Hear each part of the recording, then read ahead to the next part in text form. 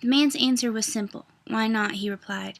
Bernard glared at the man and urged for an explanation. Letting out a sigh, the man continued, "Look, one could hardly call what you were doing a life. Every day the same, each day beige, plain, vanilla. Obviously, Cassandra saw that you were valuable to her cause. You have a lot of potential to tap into, Bernard. Everyone can see it just by looking at you. Listen, I know your life up to this point has been very calculated and planned out. Give us a couple of days. Live the adventure for a change. And for heaven's sake, get out of those khakis. You look like a popsicle stick. There are some clothes right over there," the man said, pointing to the left. "And the shower is to the left of your door. By the way, I'm Joe. Once you get settled, we can talk a little bit more." Bernard nodded and turned the direction Joe had instructed, rubbing his increasingly sore head. Once he got into the bathroom, Bernard gasped at the sight that he saw in the mirror. His brown hair sticking up in every direction, a lovely gash on his forehead, a 5 o'clock shadow and soot from the battle at Cassacorp covered his clothes. Rubbing his face, he went to turn on the shower and thought about what Joe had said. "Potential to tap into," he repeated to himself, remembering that Cassandra had mentioned almost the same thing. "Live the adventure. Give us a couple of days." All of Joe's words echoed in his head. Now, Bernard was not a religious man, but there's something to be said about recurring insights, especially in this instance. Have I been followed? How do they know my life is plain? So I don't have many friends. And so what if I live alone with a cat? He thought to himself. Poor Mittens. He wasn't even a year old yet.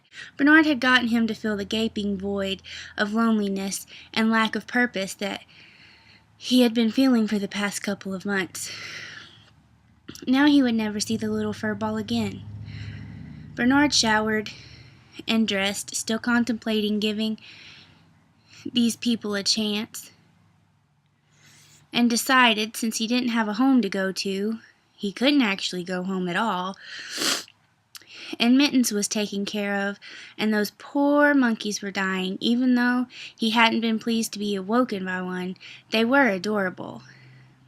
He decided that he would give this corporation, whatever it is, a chance. He finished getting dressed and went to find Joe. "Joe! Joe!" he hollered. Finally, Joe emerged from a room at the end of a very long hallway, again with the monkey on his shoulder. "Joe, I decided that I'd give you a chance," Bernard said, "but I have a few questions." Joe replied, "Of course you do. I wouldn't expect anything less. Sit down in this room," he motioned, "and we'll go over the details."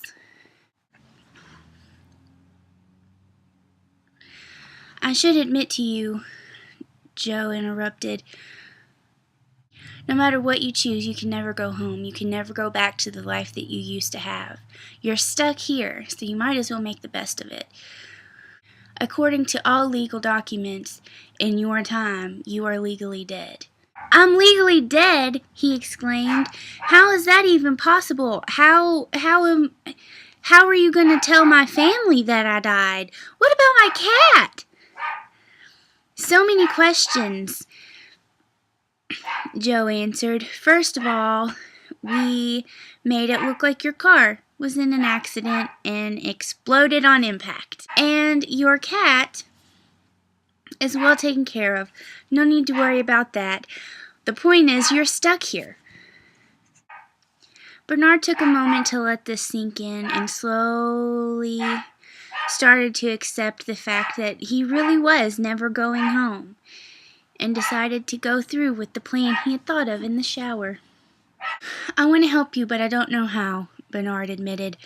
"I don't know what exactly you expect me to be able to do. I had an office job, for crying out loud.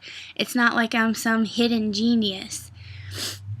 Joe answered, shaking his head. "Of course you're not a hidden genius. If you were a genius, we wouldn't want you. What was it that you wanted to do before you had to be an adult? Where did you want to go? What did you want to experience before you decided to take that office job of yours? Whatever your answer will help determine where you're going to help us at. Well, when I was younger, Bernard started to reply, I always wanted to... made it look like your car was in an accident and exploded on impact. Because explosions are cool.